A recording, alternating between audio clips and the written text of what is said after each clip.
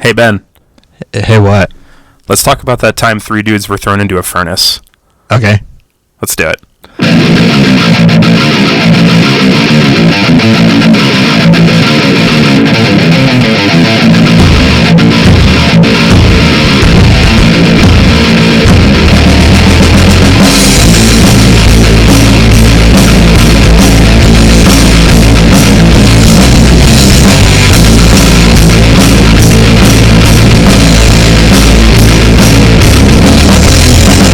Hey, what's up, everybody? Welcome back to The Bible is Metal.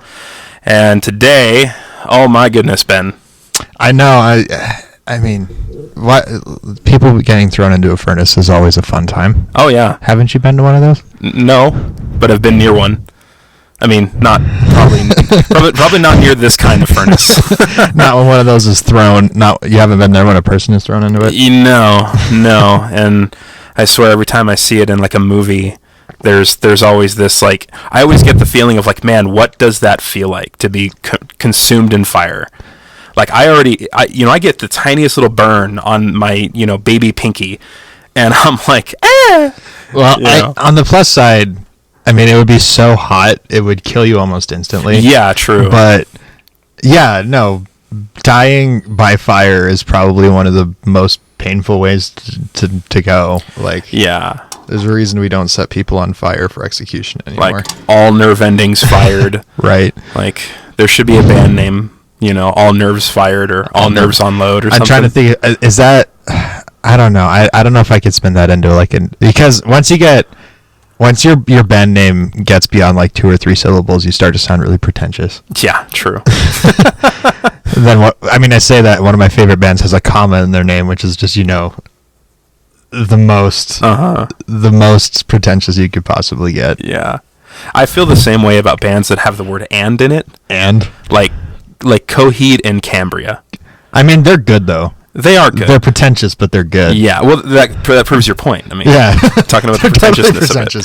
So, like... But then there's bands like Tool. Yeah. And they're good. Yeah. And they're pretentious, but but the band name's not pretentious. The band name is not pretentious. It's, Well, I mean, unless they're admitting they are tools. True. I don't know. Do they admit that they're tools? I don't know. Probably not.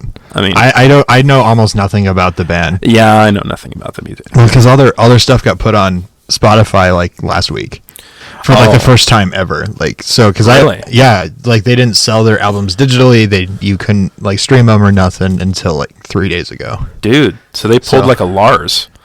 I guess, Ulrich from Metallica. I didn't know. Was he doing the same thing? Well, there was this whole big Napster controversy, like back in the days of Napster. If any of you even know what Napster is, like, Metallica music was streaming on Napster, and Lars got super upset about it. Which, some people would say justifiably, because like he wasn't getting any royalties from it.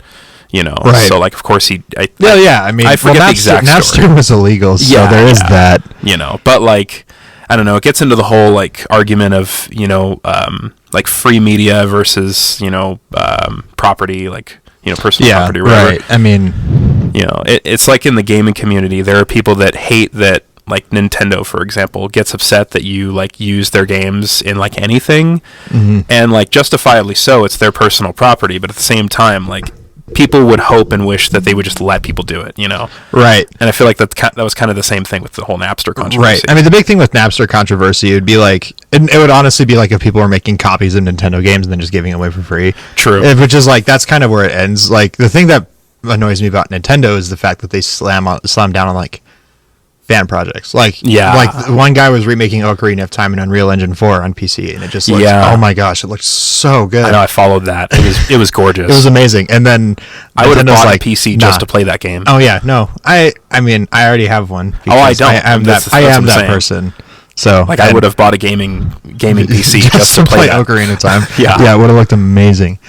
I mean, I'm all for, an HD remake, like a full-blown HD remake of Ocarina of Time, to be honest. Like, Majora's Mask is honestly the big one, because I think Majora's Mask holds up better today as a game, just partially because it hasn't been, beaten into the ground. Yeah. But Ocarina of Time in a vacuum is still really good. Yeah. I mean, it like, the open world games you see today wouldn't exist without it. So True. I guess that is true. That's why it seems stale, is because it kind of started it. It's old. So nobody remembers the pioneers kind of thing. No, they don't. So what have you been listening to? I've been listening to a lot of. So I've been in Mexico for a week. Oh yeah, you have. I couldn't bring anything. Oh no. I mean, I could. I just didn't. So like, I would be on. I was working on site for like 18 hours a day, and it sucked. Wow. And I couldn't be listening to music at the time, so I haven't really been listening to much. I mean, on the plane, like to and from, I've been listening to a lot of Currents because we're gonna go see them in a couple weeks. Yeah.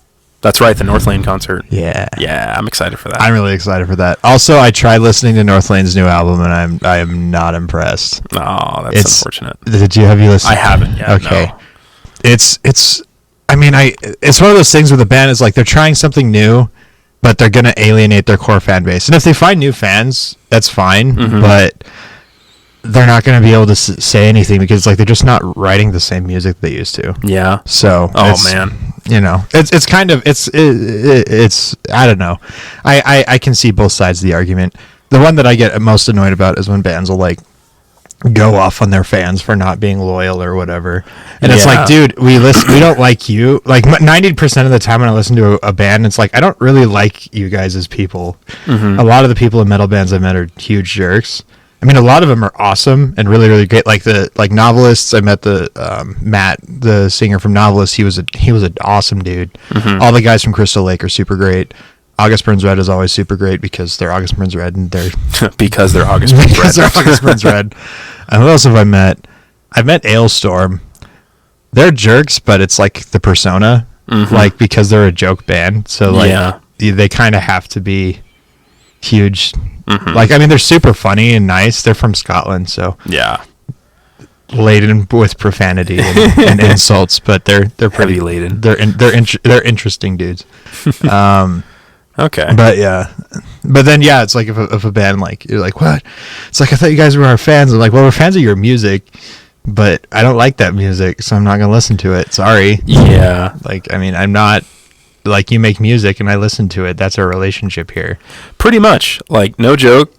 That I feel like that sums it up pretty greatly when it comes to listening to bands and like being loyal to bands. It's like, I am in no way loyal to the people in the bands. Right. I'm loyal to the kind of music they write. Right. And it's like, and I support you because, I mean, part of it is, like, I must admit, it's selfishly motivated. It's like, it's like, if I support you and I give you money, then you can eventually make more music that I want to listen to, right? Exactly. And that's the arrangement. It's a symbiotic relationship, right? And that's not even selfish. That's just the arrangement. I mean, it's like capitalism in a bottle. Like, you're going to build a product that you hope that I will buy, and if I buy it, then you have a customer. Yeah. That's the same thing with music. They're going to write music that they hope people will actually like and listen to, and if they do, cool.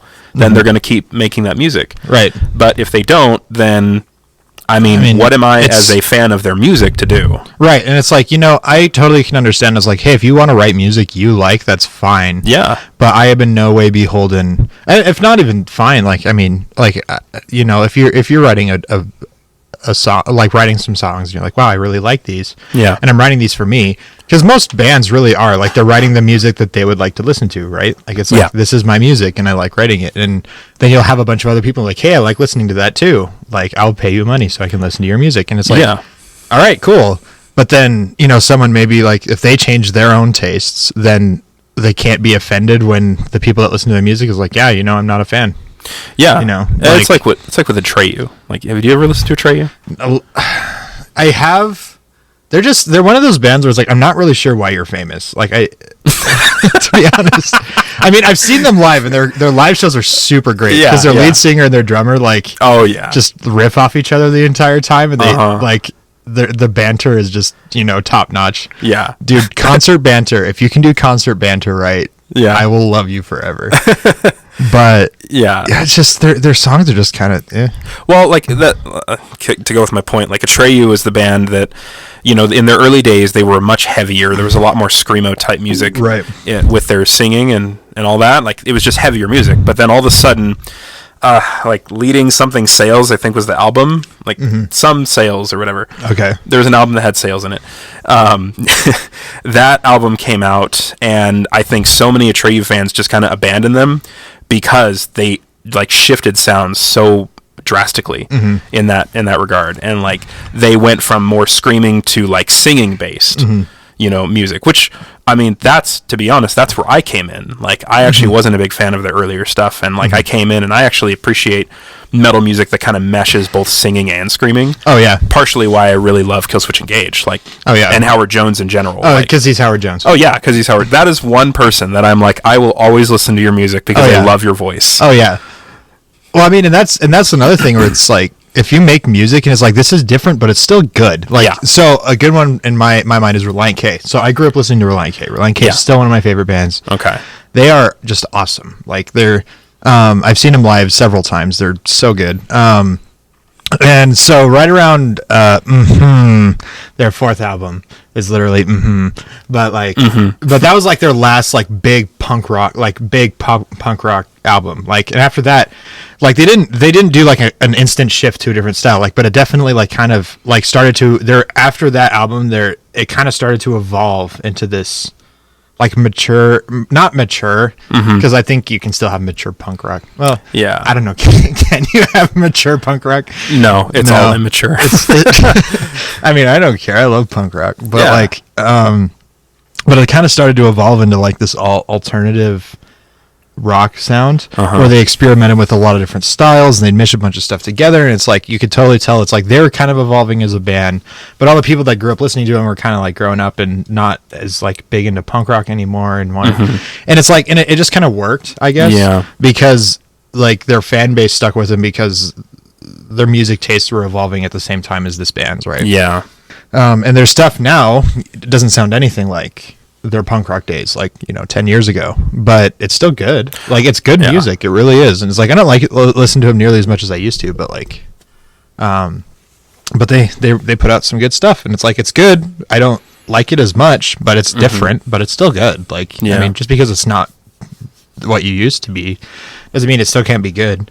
But then there are bands where it's like they try something new and it's like, this I don't think this is good. It's like, I mean, it's different, but I don't think this is good. Like, and that's, I mean, I'm not gonna like, I don't want to be like one of those like music critic like jerks and totally slam on Northlane, but it's like I'm listening to their stuff and it sounds kind of like something you'd hear in like the soundtrack of like a Japanese driving game, I guess. It just kind of like it has the same like drum beat for the entire song. Like, I mean, you can sit there really and like you can sit there and skip a minute into the song and not even know. Oh man, like it's elevator rock music. It's elevator rock music, and that just depresses me. That's so sad. Yeah. Anyway, but yeah, I mean, Currents, because I mean, they're one of those bands like I don't know if I really like listening to their music, but I know I'm sure gonna love seeing them live. They're gonna be a great live band. And then Phineas, I've been listening, like going back and listening to a ton of Phineas and a ton of Wolves at the Gate. Gotcha. So, because their new album is awesome. Yeah, for sure. I'm following a lot of Wage War lately, and I don't know if you noticed, but they put out 2 new singles. Oh, I only heard the one. There's Prison and then Me Against Myself. I heard Prison. I haven't heard Me Against Myself yet. Yeah. Well, I was a really big fan of Prison. I was not so big of a fan of Me Against Myself. Okay. Like, I saw the YouTube comments on the video because I was like flipping through it. Like, I was sitting like at the customer site while people were finishing stuff, and I was like flipping through Reddit, and I saw like, people like on the metalcore subreddit, people were like really disappointed in it, and they're like, but I couldn't listen to it, and then I forgot. Like, so, Me Against Myself or Prison? Yeah, Me Against Myself. I actually kind of liked Prison. I loved Prison. I thought it was great. But yeah, like I could see that. It's funny because it's like, I don't know, a lot of the Wage War that I have been listening to is like that hard, heavy, melt your face type of Wage War, and then this song comes out and it's like a little more melodic and more like toned down, and I really feel like there is a place for that, but as like a single song, maybe not. Yeah, which automatically kind of makes me contradict myself a little bit, because that's exactly the kind of song that Killswitch Engage just pumped out. Right, exactly. But I really liked it. Yeah. So, it's hit and miss. Like, again, like, the arbitrary standards that we place on the music that we listen to is so true. Well, I think also part of it is just the expectation, right? Because, like, Killswitch Engage has always kind of done, like, this waffle. Like, My Curse. It starts off as this great, like, clean, like hard-hitting melodic rock, and then it drops into Yep. yeah. And then Totally goes into it. Yeah, and it's like they kind of have always had like this duality of like clean melody, then heavy, so you can expect it with Killswitch Engage. With Killswitch Engage, and then Wage War has just always been face melting. Yeah, they have a couple like Gravity by them is kind of like that melodic, and it's really good. It's really, really good. Oh, yeah. I still think it's their top song on Google Play. Gravity? Yeah. Oh, yeah. That's where I listen to my music. Okay. Yeah, so Gravity's really good, but it's a melodic rock sound. Like, and I really like it, Yeah. And then I think it just depends, because like Wage War is like, they aren't what I would say the most technically like insane band I listen to, but they're so consistent. Their timing is amazing. They gel so well together as a band. Oh yeah. And they just play this heavy, I want to, go punch an elephant kind of like wonderful heavy, genty goodness. A wonderful, tasty, genty goodness. Genty, juicy goodness. Genty, juicy goodness. That is probably like describes the stuff I've been listening to lately is genty, juicy goodness. Like DJUICY. Duh, gent. Duh, gent. Pick up a pancake. Yeah. Anyway. I love it. All right. So, Wage War. Genty goodness. Genty goodness. And melodic rock in places you don't expect it. Ladies and gentlemen, welcome to the Bible is Metal. Welcome to the Bible is Metal. All right. So, let's go throw some Unix into a smelter. Oh, yeah. Let's do it. All right. Sweet. All right. So, today's story is brought to you by the book of Daniel, which is one of the major prophets in the Old Testament set of books.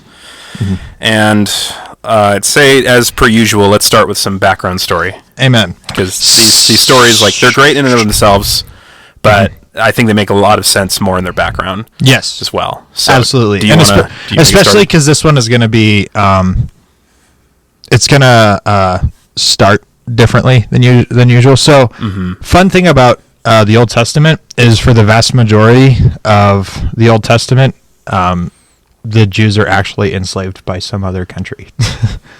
So, it's at first it was the Egyptians. No, first it was the Egyptians. And then they were enslaved by the Egyptians for 400 years, I think. Yeah, 400 years. And then they come to Canaan in the Promised Land at about 1100 BC, I want to say. I'm scared to actually give dates because I don't have it written down. Yeah, that's approximate. Approximate, yeah. So at the beginning of the Iron Age kind of thing. And then about 500 years later, the kingdom of Israel, like the two kingdoms had split. There was Israel and Judah, because Israel was the 10 northern tribes. Judah was the 2 southern. They had split because Israel had spiraled out of control. There was Ahab was just, if you remember back in episode 2 about Elisha and the she-bears, we went over a story about Elijah calling fire from heaven in front of the prophets of Baal. And Ahab and Jezebel were just kind of the start. You'd think that the kingdom of Israel would turn back to God after something like that. I know I would, because that would scare the living crap out of me. It would scare the poop out of me. It would be terrifying to see God's power so put on display in such a fashion, right? Oh yeah. The fire. I know, it's like, and for God that was nothing. It's like, oh, it's just some fire, and I'd be like, dude, what? He lit a match in that situation. I know. He didn't even have to pull out the flamethrower. I know. I mean, then we'd be like, what the heck? Anyway, yeah. So God likes fire. He uses it a lot. Yeah. So you think after that they'd be like, okay, God's not messing around. No, they didn't do that. There were so the way I watched a Bible Project video on it. I love the Bible Project. Bible Project is so great. If you haven't heard of the Bible Project, go check it out. They're really great. So animated visualizing of the books of the Bible. Well, and they do a lot of they kind of look at the Bible and use it as application. Yeah. And kind of use it to explain God's heart. So I'm gonna, shamelessly peg them for a bit because they can explain it way better than I did. So, and I'm not going to try to explain it differently for my own pride because it's like, look, they got it right. And then Levi, if you'd be so kind, if you're watching this on YouTube, the link to the video that I'm talking about describing First and Second Kings will be in the description. So yeah, I'll try and remember that. Cool. All right, I'll write it down and tell you. Yeah, thank you. Okay. Speaking of YouTube, like and subscribe? Question mark? Like and subscribe? Yeah. I mean, I think you can like and subscribe on all platforms. Oh, yeah, I guess you can. Like and subscribe, ladies and gentlemen. A lot of YouTubers are like and subscribe. And make sure you click the little bell so you get notifications. Yeah, I mean, like and subscribe if you want, if you care to. But I mean, for us, it's like this isn't our job. Yeah. So we don't make any money from this. We're two metalheads that just like to talk about how the Bible is metal. Yeah, we like to talk about Jesus. So we don't need your money. We don't want your money. Just I don't know. I want your money. Well, I mean, you can't have my money. I mean, don't talk for both of us, man. Come on. I just got married. You're a poor married man now. No, it's just that first month where you're like sitting, it's like getting slapped with all the bills for everything. Oh yeah, this was fun. Yep. All right, so welcome to the jungle, my friend. I know, it's terrifying. Anyway, 4 minutes later. Yep. Ahab and Jezebel just kind of spiraled. Like they were the kings in Israel, and then Judah fared better, I guess, because they got conquered later. Yeah. Because they were able to hold out for a little bit longer before God was finally just like, all right, fine, whatever. Like, do what you want. And so the way the Bible Project, the video I'm talking about, the way that they say it is, and also because the way they say it, this is actually the truth. There were approximately 20 kings in Israel and Judah so First and Second Kings will describe. After King Saul, the first king, you had David, and then Solomon, and then after that, it just kind of started to splinter. And Solomon was not a moral man, really, at all. Solomon, Solomon was pretty moral. He was pretty moral. He wrote the Proverbs. He did write a lot of the Proverbs because he asked the Lord for wisdom, and the Lord granted it. So he had a lot of wisdom. Yeah, he had a lot of wisdom, but he also amassed a ton of wealth. I think he started to institute slave labor. He had over 700 wives. So it's like he wasn't, wasn't perfect. He wasn't perfect. And then his son Rehoboam was the worst. Was the worst. Oh, yeah. That is probably the best way I can describe it without having to go into detail about how much of the worst he was. Yeah. Check it out. He was a terrible human being, and I'm not just saying that. He was pretty bad. And then so that just kind of started this cycle of kings just turning to Baal worship, kings using slave labor, and kings thoroughly sucking throughout the ages. Really sucking. Lots of political, basically, I think it was, and then God tried to pull them back with a man named Jehu, about halfway down the line. And then the problem with Jehu was he was extremely violent, and God's like, here, I need you to dispose of Ahab and Jezebel and all the prophets. And he goes, okay. And then he did, and then he never stopped. And God's like, hey, you should, and he goes, no. Like he was a violent, he was a murdery guy, and he killed so many people. So basically, then someone rose up and murdered him, and then someone rose up and murdered that guy, and then someone rose up and murdered that guy, and then that just kind of was Israel's kingdoms for the next 120 years or so. I mean, which was common in that day in general. It wasn't just Israel's history that's littered with that. Usually it was a military coup. Change in power would just be someone murdered the person in power, and then someone would murder them, and then someone would murder. That was just kind of pretty standard. Oh yeah. But who would want to be a king? You're pretty much guaranteed to be assassinated. No, that would suck. So anyway, Israel basically turned away from the Lord, just full stop. And then Jesus, or the Lord, Yahweh, the God of Abraham, Isaac, and Jacob, Lord. He was like, okay. I mean, I told you if you followed my commandments, I would, give you my protection, and I would watch over you. But you seem like you got this figured out, so I'm just going to take my hands off and let you do your thing. And then it wasn't very much longer when Assyria walked up and conquered Israel and razed the capital to the ground. So Assyria captured Israel. At this point, Judah was still they're resisting. In 2 Kings, I think it's 18 or 19, King Hezekiah was actually, and Judah was a little better. Out of the 20 kings of Judah, the writer of Kings, at the beginning of every description of the king, he would start it off by whether or not they followed the Lord. Yeah. Israel, it was 0, because they were all a bunch of murdery people. Yep. And then in Judah, there were 8 of 20. Yeah. So still 40%. But there were still some people that followed the Lord, Yeah. And then there was specifically a man named Hezekiah, and then he resisted Assyria, but because he trusted the Lord with everything and instigated, justice for the people in Jerusalem. So when Assyria conquered Israel, they tried to conquer Judah. They were turned away because Hezekiah was following the Lord, and the Lord's hand was on Judah. And then after him, his son burned several of his children in offering to Molech, who was another Canaanite god. And then God was pretty much just kind of like, all right, you guys are too far gone. Yep, I'm pulling the curtain on this one. Yeah, and then maybe, I think it was about 60, 70 years. I need to do the math, so don't take what I say as gospel. Not too much longer after, and this was after Babylon had conquered Assyria. Then Babylon came in and conquered Judah. Yep. Razed Solomon's temple to the ground, destroyed and sacked Jerusalem, carried all the people back to Babylon in slavery. So that is the backstory of where we are now. Yep, pretty much the backstory of Daniel. Yeah, Daniel starts with Nebuchadnezzar II, who is a very prominent figure in a lot of history. This man is mentioned as like in Egypt and like old clay tablets from Mesopotamia and all kinds of stuff. So we know this guy existed. Yeah, and we definitely want to devote like a whole episode to this guy because we feel that his like life is pretty important in the Bible, and that we want to kind of we feel his life's pretty metal in general, and especially what the Bible reveals about him and all that. Well, especially it reveals what God did with him. It kind of shows the side of the Old Testament God, right?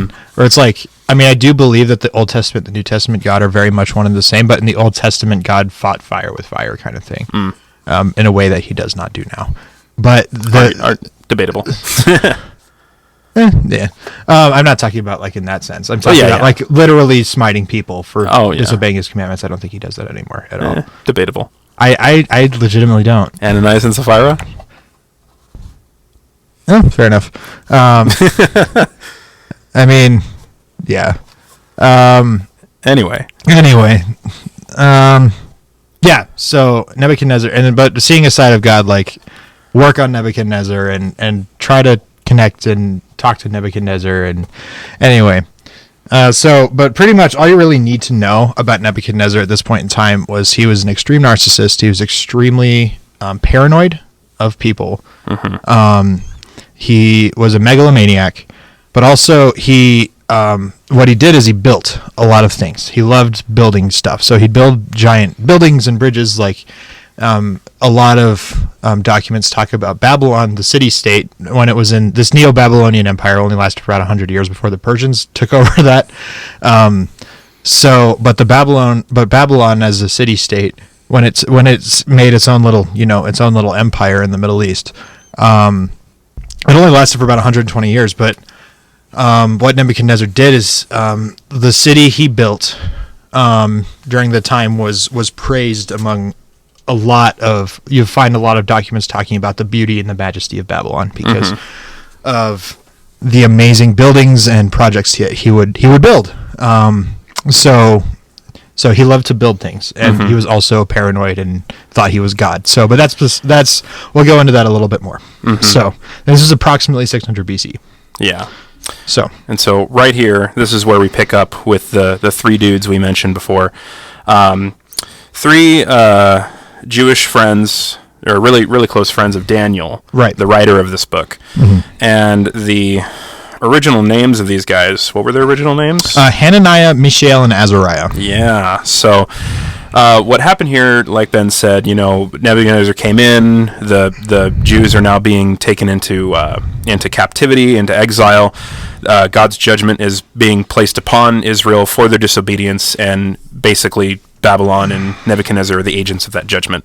And so you now have Daniel and his 3 friends who are in the midst of captivity, and they are placed under the supervisoryship of what's called like the captain of the eunuchs, like he's the lead eunuch. And if you know anything about eunuchs, eunuchs have a pretty interesting history in like Babylonian history and just in history in general. And so eunuchs in general were castrated individuals, usually not full castration, because like full castration is actually very dangerous, and like back then it usually might bleed out. Yeah, it usually meant a death sentence. What this was more of a vasectomy, probably the best way to describe it. Yeah, vasectomy of sorts. Like they essentially rendered their testicles useless. Yeah, in that way. What would it be? A testiculectomy? Testiculectomy. A testiculectomy. Testicular explosions. I don't know. I'm not entirely sure of the actual like medical procedures. I just want to keep saying testicle. That is a fun word. Yeah. So in other words, these guys were placed under the captain of the eunuchs, which means they were necessarily becoming eunuchs themselves. They were young boys. They were pretty. Like the first chapter of Daniel says, Nebuchadnezzar gives a command: grab all of the young men that are strong in stature. They look good, like they're without blemish. They're the best of the best looking boys. Well, also remember, this is he specifically wants them pulled from the ruling family and the nobles. So these are from Israel's upper crust. Yeah. So these aren't just like farmer boys. Yeah, they'll be extremely intelligent, extremely well educated. Or they're going to be extremely well educated at this point. Well, even then. Well, they were under the captain of the eunuchs for 3 years, I think. I was. Sorry, you might get to that. So I was thinking it was either 3 years or 3 months. I have 3 years. So okay, then yeah. So the 3 years of education with Babylonian politics and history. Exactly. So yeah, so they were castrated. They were given all this education, specifically in like Babylonian politics. Divinities. They were taught about the religion of Babylon, or religions, whatever, and they were essentially placed into this position as like higher upper officials in society. Like eunuchs in general throughout history hold positions of power that like some people actually would purposefully go and become eunuchs so that they can gain those positions. Like this wasn't always like a forced position. This was sometimes a sought after position by general people in society. Right. And I mean, this is actually something historically Akkadian city states, they would have what was known as satrapies. And the satraps would just be like government. So like you'd have the king, right? The king would be like overseeing everything on like a macro level, but then satraps would be the governors basically that would like if you think like the president, and then you have the 50 governors of the states. Yeah. So that would handle pretty much like the day-to-day type like ruling in smaller areas, and can actually devote their time and energy to ruling those. But also a really cool note is they had this thing called the assembly, and all the satraps were part of this assembly, which was kind of like a rudimentary congress, and they actually could overwrite the king. Historically, given Nebuchadnezzar's personality, I don't know if they actually really had any real power, if it was more ceremonial. Yeah, possibly. But historically, they like basically these 3 guys would have had, they weren't just palace servants, they were actually very high up, had a lot of political clout. So yeah, just to kind of give you a basic idea of who these guys were. Yeah, and it says that they were specifically set as rulers over provinces. Right. So kind of like Ben said, like governors kind of things. And so it's not like all was bad, when it came to this whole thing. Like they definitely did receive some good things in this. I mean, aside from their testicles being rendered useless. I know, that is a bummer. That is a huge bummer. That is a bummer. But yeah, and now another thing about eunuchs and about the whole like governmental system is that it was also easy for people in those positions to throw others under the bus. Like it wasn't uncommon for someone to come along and say, hey, so and so is like disobeying this order, or so and so is doing this in order to undermine the king. And usually, like, I don't know, the justice system at that time wasn't always so like Like there were. Do you want to talk about that? Like there were some. Yeah. So if you've ever heard of the Code of Hammurabi, yeah. So that kind of came about as part of this. So there is actually a pretty sophisticated governmental system in place, but at the same time, at least for the day, sophisticated. Yeah. Nowadays it would seem kind of barbaric, but like, Yeah. but it very much was like people would they could override the king on certain things. Like the satraps actually had an enormous amount of power, but that means if they had a satrap they didn't like, and because Nebuchadnezzar was so paranoid, they could go him and, whisper into his ear, say, oh, this person's doing this or this person's doing that. Yeah. And Nebuchadnezzar would usually just straight up have them executed because he was insane. Yeah. So I don't know. Was that kind of what you wanted me to get? Yes, okay. that was exactly what I wanted you to get. I know you did a lot of studying the history, so I wanted. I know, because I like the history. I wanted history your work to be shown. Yes. So. Yeah, and so with that, okay, this episode's kind of getting a little long. So I'm thinking we should probably cut it here and then continue on another one. Yeah, sounds good. I mean, I feel like we've kind of laid the groundwork for like, okay, so here is Babylon. Because Babylon... okay, how do I describe this? Nebuchadnezzar played... the Babylonian exile played such a huge role in Israelite history and kind of shaped a lot of, Yeah.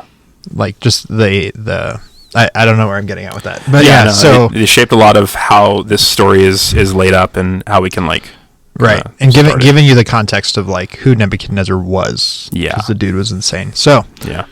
Anyway, yeah, let's go ahead and call it. All right, we'll see you boys and girls next time. Thank you for joining us on The Bible is Metal. I'm Levi, and I'm Ben, and we'll talk to you later. Sounds great, man.